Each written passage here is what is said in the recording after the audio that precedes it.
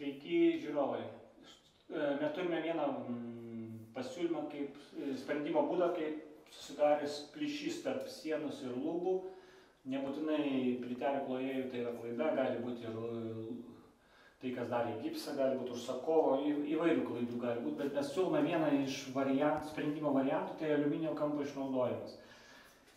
Tai turim tokio dydžio tarpo, tai jau čia glaistas. Kas gali daryti glaistą, mes siūlome ir glaistą, ir plus galite pasinaudoti aliuminio kampuočių galimybėmis. Štai žiūrėkit, kaip yra efektingai.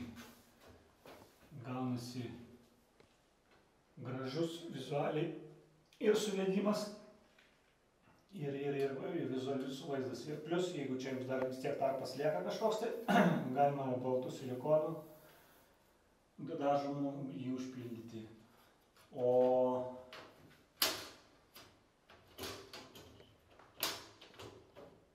siūlome dar tas striklą čia.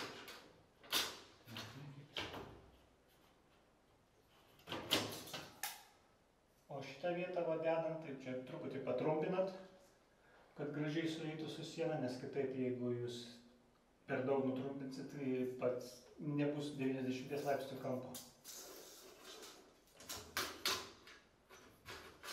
Tai gražiai įklijovus, gražiai pasodinus ant silikono, vaizdas vizualus labai gerai gaunasi. Mes parodom, kaip atrodo mūsų žadėtas pavyzdys.